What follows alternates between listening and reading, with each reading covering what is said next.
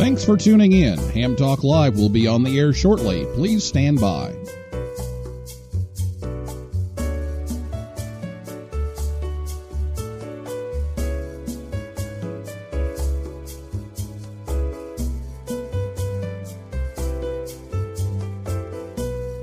Thanks for tuning in. Ham Talk Live will be on the air shortly. Please stand by.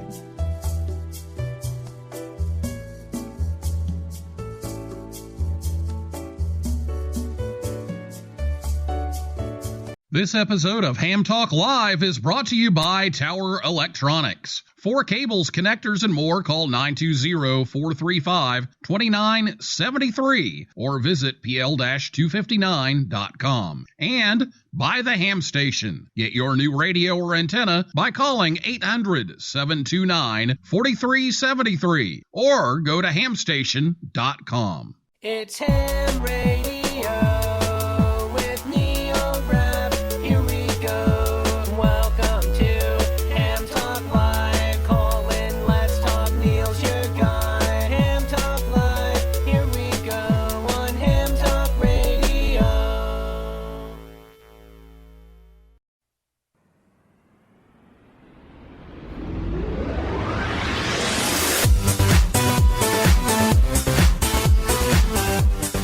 Good evening, everyone. It's time for Ham Talk Live, episode number 56. The VoIP Hurricane Net with Rob Macedo, KD1CY, and Lloyd Colston, KC5FM, recorded live on Thursday, March 16th, 2017. I'm your host, Neil Rapp, WB9VPG. Thanks for tuning in to this episode of Ham Talk Live. Tonight, we're joined by Rob Macedo, KD1CY, and Lloyd Colston, KC5FM, from the Voice over IP Hurricane Net. We'll take your calls live in just a few minutes. Last week on the show, Frank Bauer, KA3HDO, was here to talk about the status of the equipment on board the International Space Station. And if you missed that show, you can listen anytime at hamtalklive.com. Just click on the episode you want to listen to, or you can download the podcast from iTunes, Stitcher, Google Play, TuneIn, or SoundCloud, or several other podcasting services as well. And we're also on a YouTube channel. Before we get started on our break and get to the interview, I want to remind people that the ABC TV hit comedy Last Man Standing will be shooting its last episode of the season on Tuesday. So to commemorate that occasion, KA6LMS will be on the air as they typically are from the Mike Baxter set, but they'll be on at about 22:45 UTC.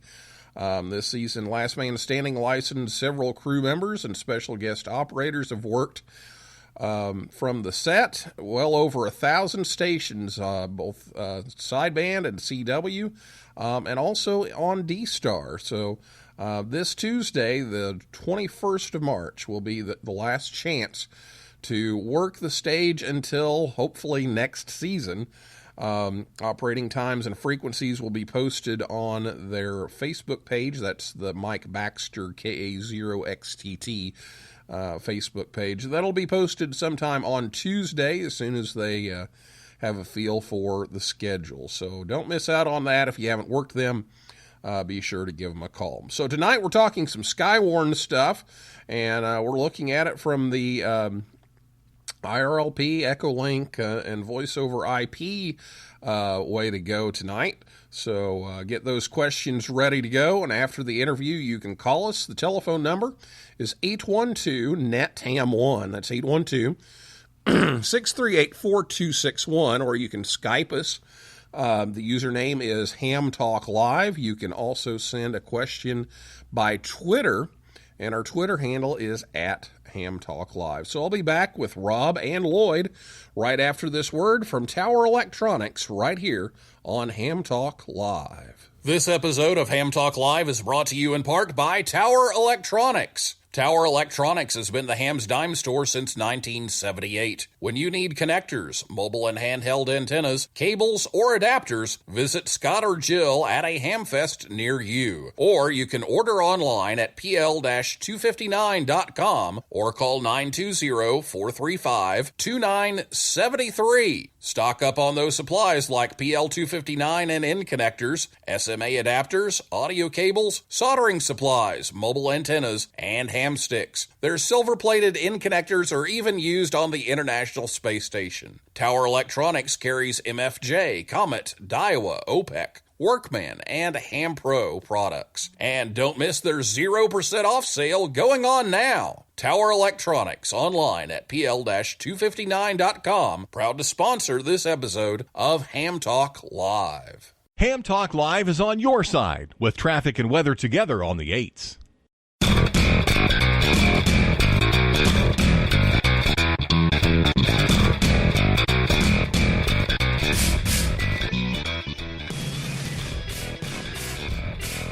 Thanks to Scott and Jill at Tower Electronics for sponsoring the show tonight to help bring Ham Talk Live your way once again.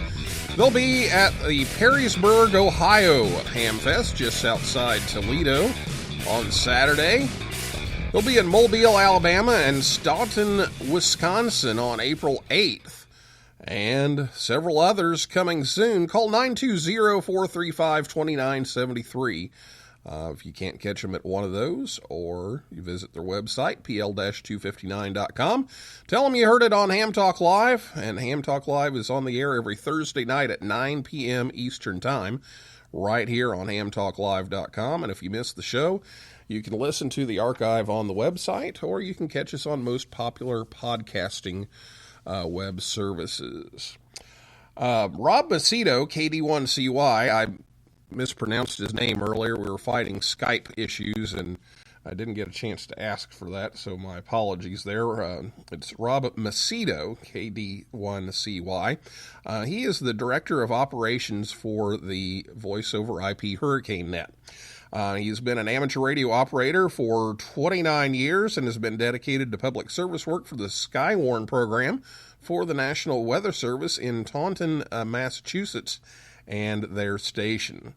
Rob has been very involved in the Amateur Radio Emergency Services program as the Eastern Massachusetts Section Emergency Coordinator from 2005 to 2014, and currently serves as the Eastern Massachusetts Aries Assistant Section Emergency Coordinator as the liaison to the National Weather Service and the State Emergency Management and Federal Emergency Management Region 1. Since 2004, he's also been involved with the VoIP Skywarn Hurricane Net that supports the National Hurricane Center station, WX4NHC. Professionally, Rob is a senior manager in the Drive Storage Media Engineering team at Dell Technologies in the Dell EMC division, where he's worked for close to 22 years. Lloyd Colston, KC5FM, is the Public Information Officer for the VoIP Hurricane Net. And Lloyd has been a net control for the Hurricane Net on VoIP since 2004. He joined the team in 2006 as the Public Information Officer, which ties to his career with emergency management within Oklahoma. Lloyd's a past ARRL section manager for Oklahoma and currently is the Public Information Officer for that group. He's a member of several clubs and nets, including QCWA, 1010, Christian Amateur Radio Fellowship, the Less Involved Data Society, the Croatian Telegraphy Club, the Russian CW Club, and South Cars. So, Rob, Lloyd, thank you so much for joining us on Ham Talk Live tonight. Yeah, it's great. Neil, thanks for having us. Yeah, great to be here, Neil. Yeah, thanks a lot. And sorry, Skype was being Skype earlier. We're trying to get everything working. We've got everybody together here now, so hopefully that'll keep working here tonight.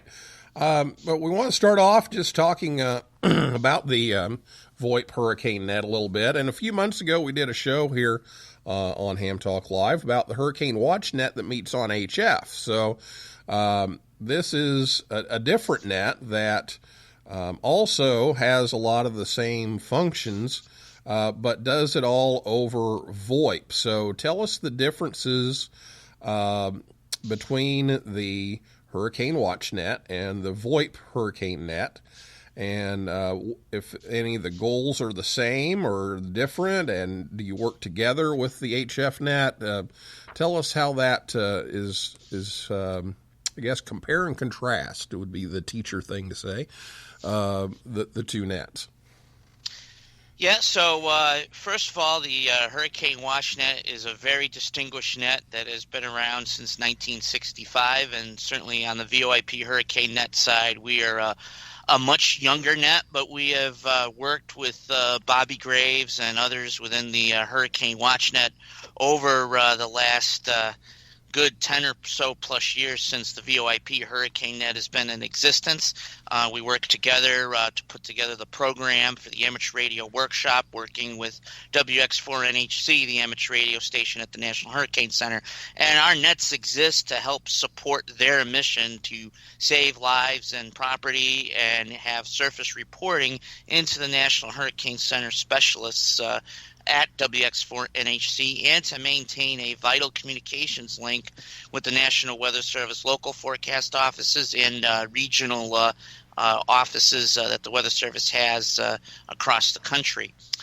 We are focused on Echolink and IRLP links and repeater linked systems through those networks, and we're looking at expanding into some of the other VoIP networks as time goes on to have a system that can reach out. We can reach to, for example, technician amateurs that don't have HF licenses or don't have the ability to get on HF from their locations. Allows us to interact with some of the more local Skywarn nets where we can work with them ahead of time to establish either a liaison path or a connection with their nets.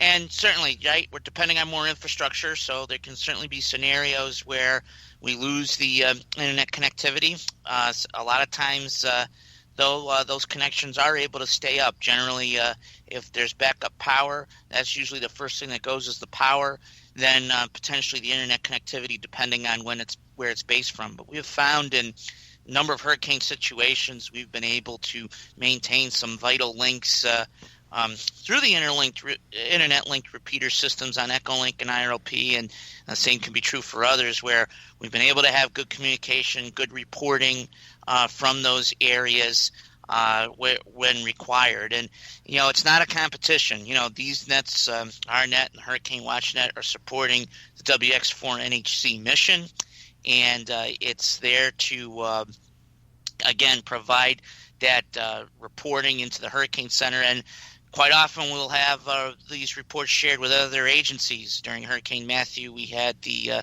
FEMA Region 4 team of amateurs on the air, and they were sharing the information we were collecting from our net into their agency. And maybe I'll have Lloyd say a few words here and some reinforcing points here as well. And Rob's right. It's not competition. It's about serving served agencies. That's what the Amateur Radio Emergency Service is about. That's the mission of Skywarn, and I have been in Skywarn for a long, long time. I'll give you a couple of examples. HF is dependent upon the ionosphere to bounce the signals.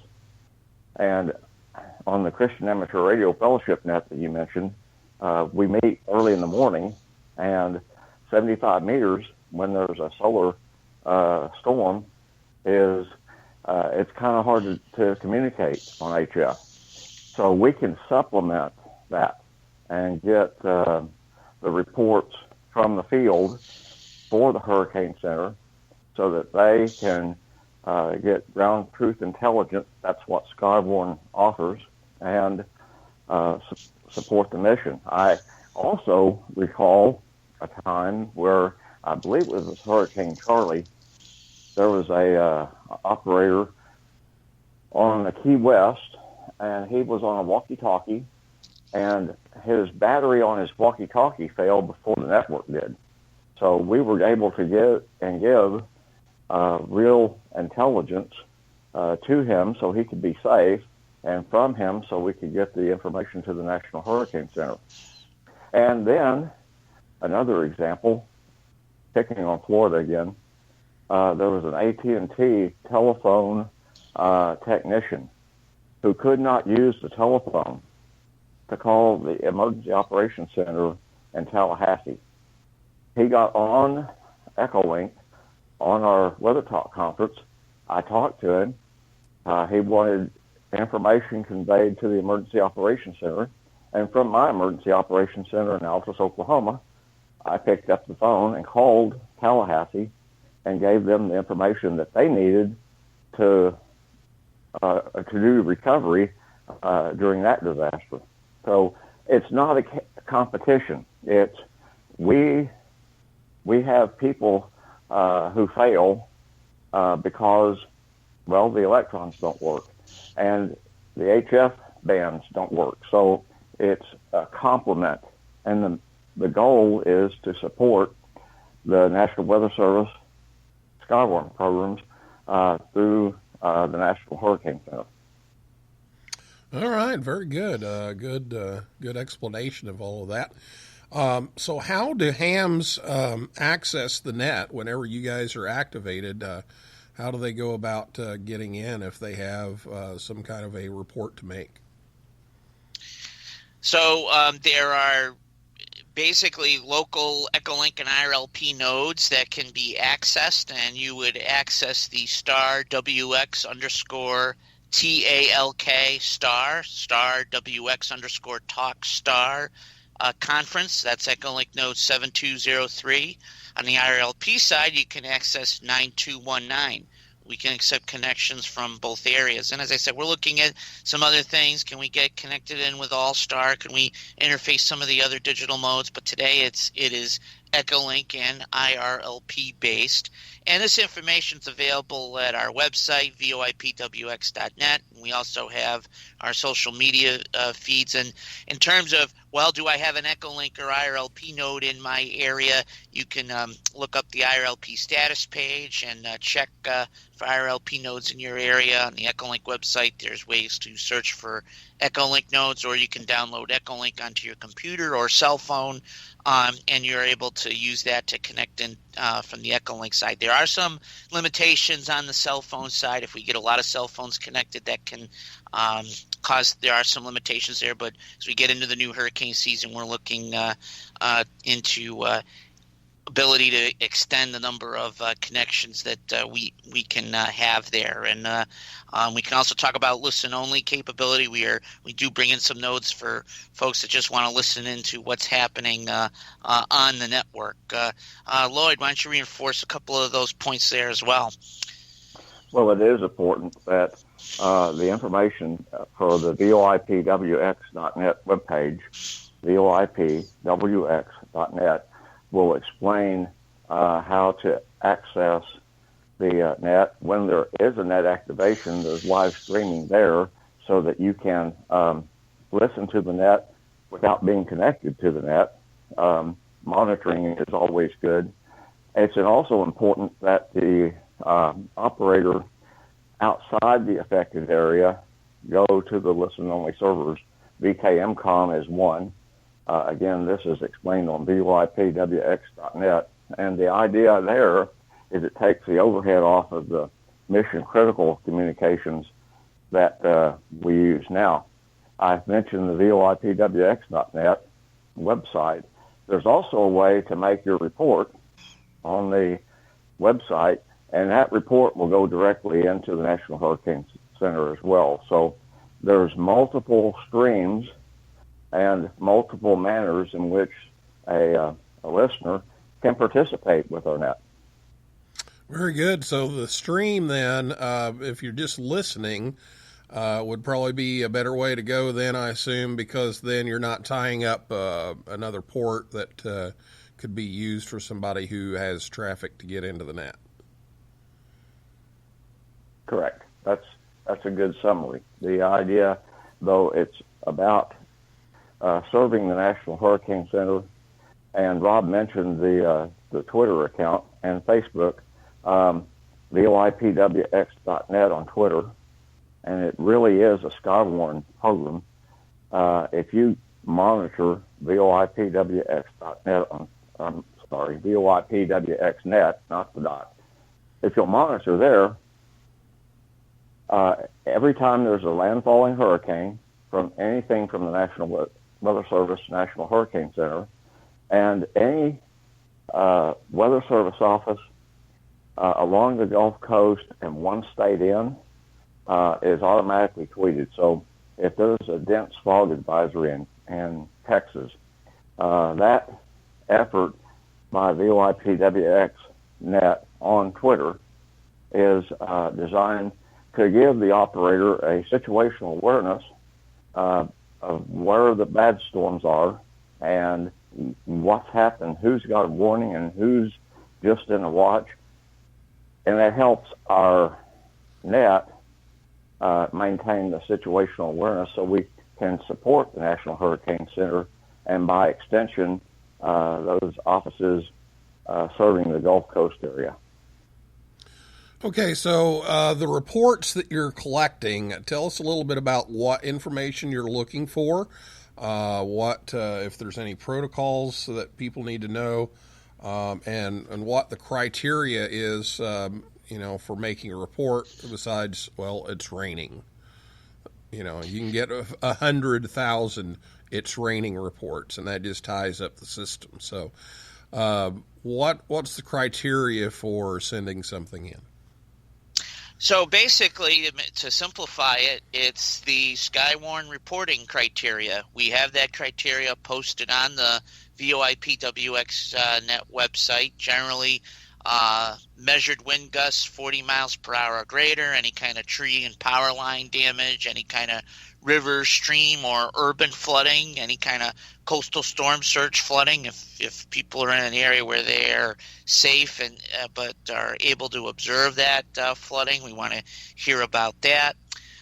Any type of tornadic activity, hurricanes can produce tornadoes, and obviously we want people to be safe. We don't want people chasing, but if they observe a tornado through their area, we want to hear about that.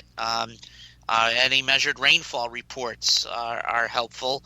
And in a hurricane, we like to hear about lowest barometric pressure. That can be interesting information to track where the center of a system is. And also, if the eye of the hurricane is coming over the area, you get that calm, the rain stops, the high winds stop, you get into that eye where it's calm, and then you'll get into the backside of the hurricane, which sometimes can be the stronger side of the hurricane, depending on which direction it is coming from. That information is extremely helpful. Some other ways to gather information. Number of amateur radio operators. Many of us are able to monitor their local public safety. Getting reports from there can be helpful to know what's going on, and they're around their particular town or county. That information can be helpful. Don't necessarily. There are cases where the county and public safety folks can call in their reports, and other times they're too busy dealing with the incident. So even if that information is just good, it's good for situational awareness and being able to understand what are the sensible conditions out there. Are we getting the damage and such where it is hurricane force, or is the system weakening and we're not getting those conditions as strong as expected? So again, those are some ways that we can gather a lot of good information. And again, the Skywarn reporting criteria is pretty standard across the country. That's really a good guideline of what we're looking for. Lloyd, any further comment there? Certainly. The idea is to do these reports safely. That's the onus of Skywarn. First, you have to keep yourself safe, your family safe. But if you are out and you see quarter-size hail or larger, that's a Skywarn reportable event. So do report that. It's a life safety issue.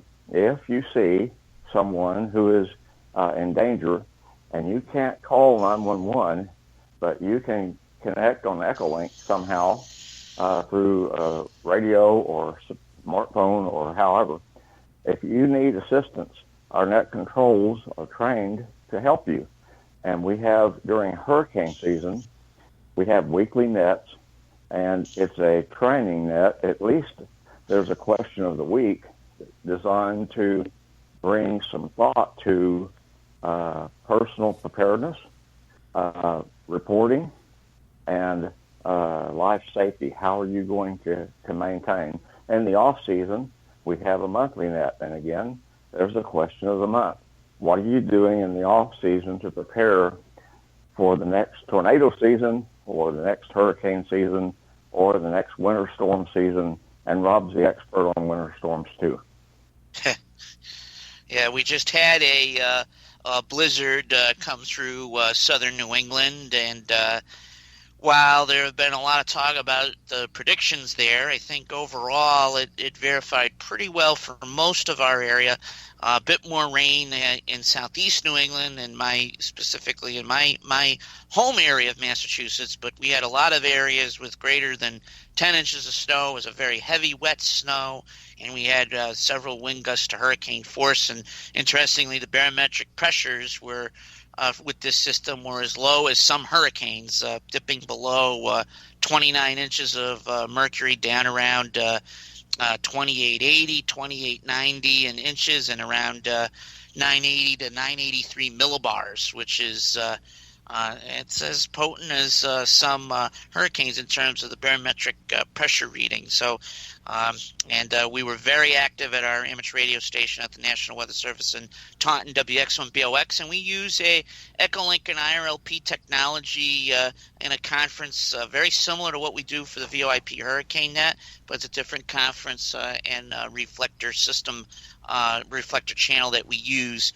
on the Echolink and IRLP side. We still do a lot of local VHF, UHF nets. We have even a little bit of 6 meters in HF, but we have Echolink and IRLP in our operations for Skywarn in southern New England. And as I said, we were very active on Tuesday, about 17 hours of continuous operation for that blizzard. Wow, it's been quite a week up in the Northeast. So, well, we are running a little bit behind here, so let's stop, and we're going to take a break, and then we'll come back, and we'll give a chance for people to ask questions. The phone number, 812-NET-HAM1, or Skype Ham Talk Live, or tweet us at Ham Talk Live, and I'll be back and take your calls right after this message from the Ham Station right here on Ham Talk Live. This episode of Ham Talk Live is brought to you by The Ham Station. For over 37 years, The Ham Station has sold new and used radios, antennas, accessories, and equipment to hams everywhere. Give Dan or Jeff a call at 800-729-4373 or order online at hamstation.com. Ham Station carries all the major brands like ICOM, Yaesu, and Kenwood, and they have a wide selection of radio scanners, MFJ accessories, Heil sound products, amplifiers by Mirage and Ameritron, Cushcraft antennas, and more. Easy online ordering is at hamstation.com or call 1-800-729-4373 to place an order and talk it over with the experts. The Ham Station, proud to sponsor this episode of Ham Talk Live. Oh, yeah. You're talking ham radio, baby. You're listening to Ham Talk Live with Neil Rapp.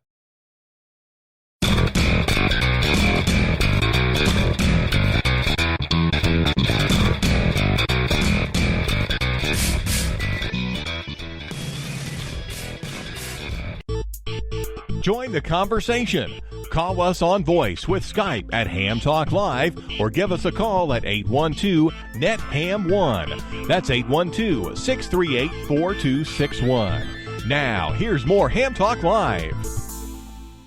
Welcome back to Ham Talk Live. The Ham Station has you covered for both new and used equipment. Give Dan or Jeff a call at 800-729-4373 or go to hamstation.com. Tell them you heard it on Ham Talk Live. We're here every Thursday night at 9 p.m. And check out our Facebook page and Twitter feed. Just search for Ham Talk Live. Well, it's time for your calls. If you have a question for Rob and or Lloyd, give us a call. The phone number is 812-NET-HAM1. That's 812-638-4261. Or you can Skype us. Our username is Ham Talk Live. Or you can tweet at Ham Talk Live. And let us know what questions you have.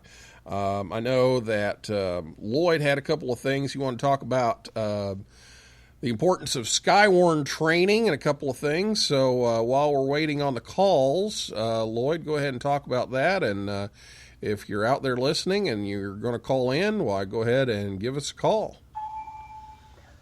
Thank you. And the idea, Neil, is that Skywarn trains spotters, not chasers. We want the listener to be safe. We don't want them to expose themselves and their families to unnecessary hazards to get a report to the National Weather Service. So each year, our Alta Skywarn Association, for example, it's mandatory by that organization. They have to attend a stand-up Skywarn training from the National Weather Service, or this year, the group converted a webinar and had about 40 people registered to come to the webinar, listen to it, and get that training. And again, it's not so you're out there as a chaser. The primary focus, number one focus from the National Weather Service training that I've attended is be safe. You be safe. And that's the purpose of training people how to be safe when there's an approaching thunderstorm or hurricane or the like. Very good. And yeah, that's so. And up here in Tornado Alley, we hear the same thing about tornadoes. So always good to keep that in mind, that you're a spotter, not a chaser, and we don't need you getting into adding to the problem and having to rescue you. So that's an important note. 812-NET-HAM1 is the phone number, 812-638-4261, or tweet us over on Twitter at Ham Talk Live, or Skype us at Ham Talk Live. And you had one other point you wanted to make, Rob, Lloyd. Well, in addition to the training, participation in our nets, increasingly each year, Echolink has been easy to add to my computer, easy to add to my phone. I've got it on my phone, my tablet, Android and iOS both. And from the EOC, it's on a computer. From my laptop, it's on a computer. You can participate in our net. Please do. And if you want to know the net times, and they just changed because of daylight saving time, if you want to know the net times, go to VoIPWX.net, VoIPWX.net. And those are for the regular nets, the training nets, and those are weekly during hurricane season and monthly during the off season, correct? Right, and when there's an active hurricane, it's daily, all day long sometimes. Okay, very good. So important information to have around. So again, VoIPWX.net is where you will find all that information, and be sure to check that out if you're in those areas that can help out with the voice over IP hurricane net we're talking about tonight here on Ham Talk Live. Again, the phone number, 812-NET-HAM1, 812-638-4261, or give us a tweet at Ham Talk Live, or give us a call on Skype at Ham Talk Live. And we may have everybody watching basketball tonight. I don't know who scheduled this during basketball, but oh well. I heard it was somebody famous. Yeah, it probably was.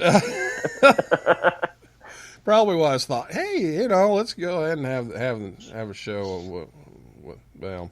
Anyway, at least my Wildcats aren't playing tonight, so that's tomorrow night. So we'll get that in. So would it be okay if Rob explained if someone wanted to join our net, it's not a matter of joining and then next day you're going to be in net control. Could Rob explain the training process?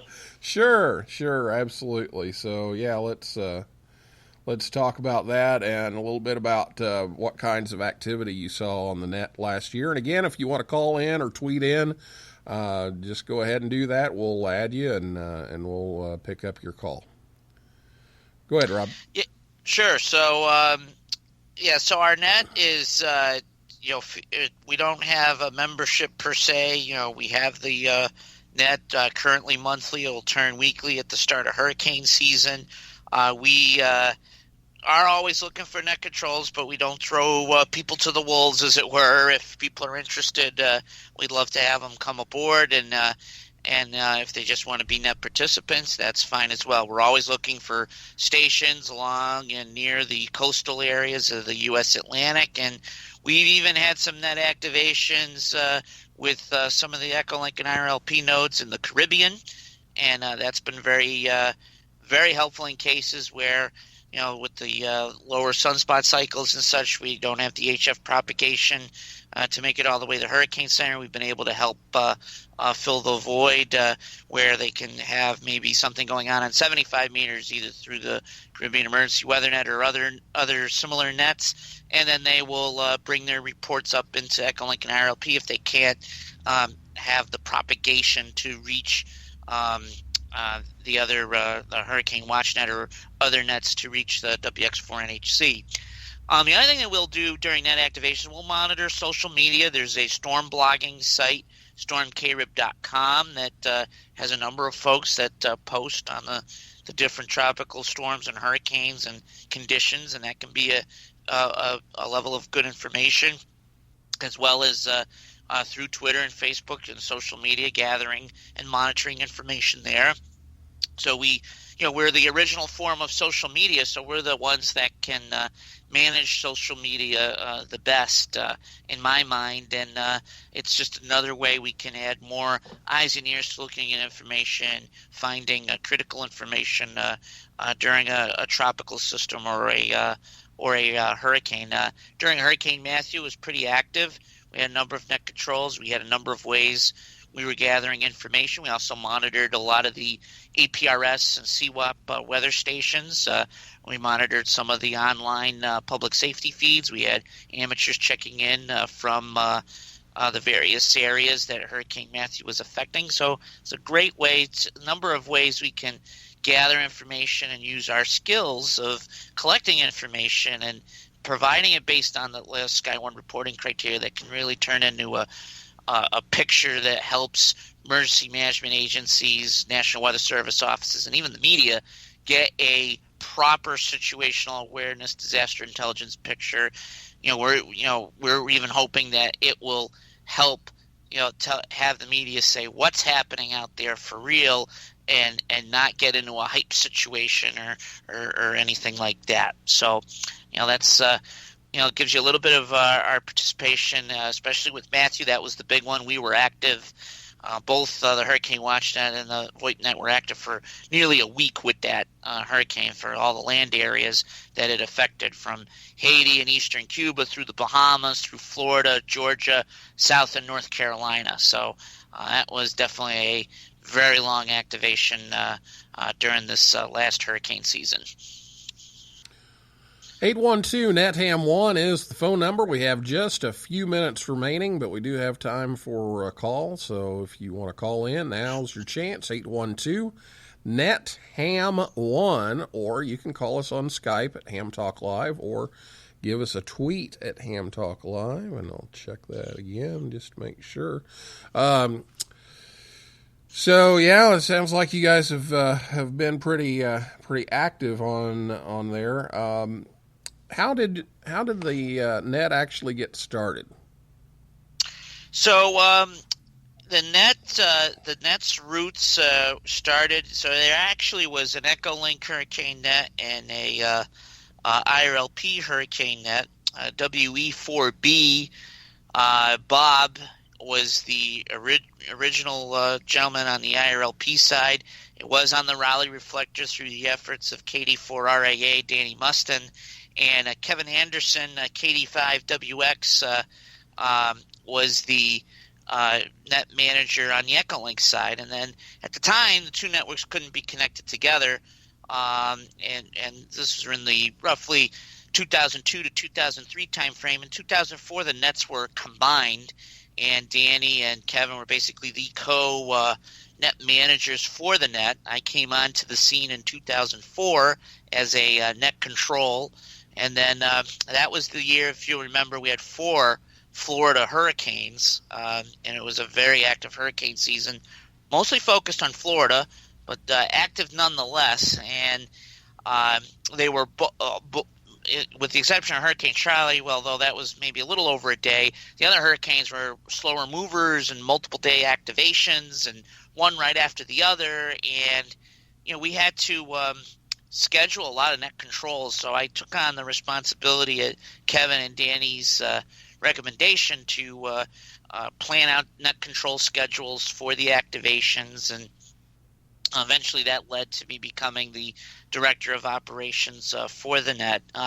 Danny and Kevin will check in once in a while, and I kind of like to refer to them as they're the co-founders of the net. Danny still provides the IRLP resources with the Raleigh Reflector Group, and Kevin checks in with me once in a while on things, but it's almost like chairman emeritus status, if you will. They're kind of the co-founders, the original folks that brought the net into being.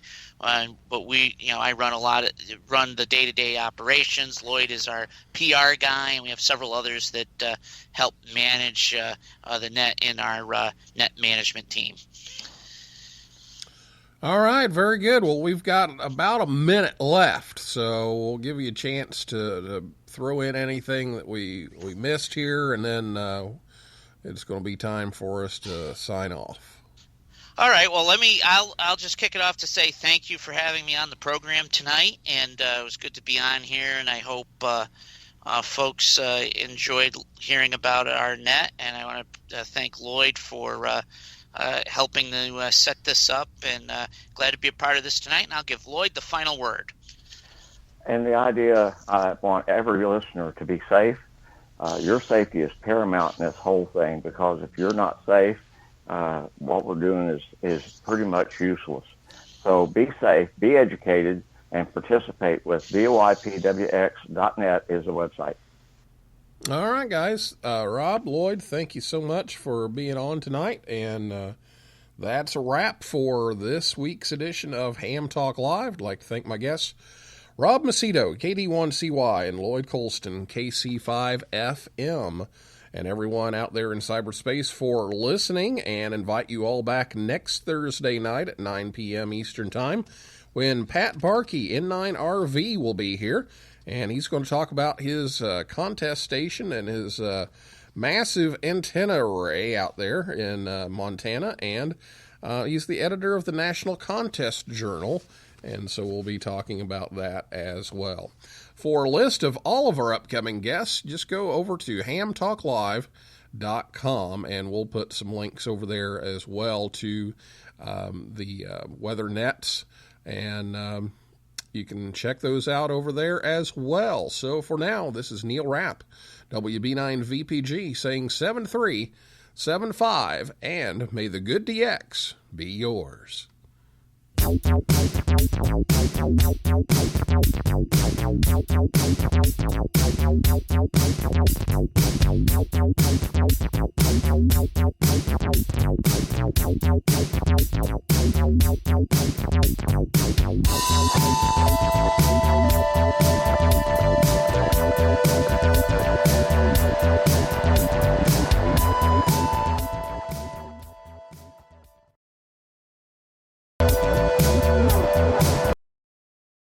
7-3 and good luck from Ham Talk Live.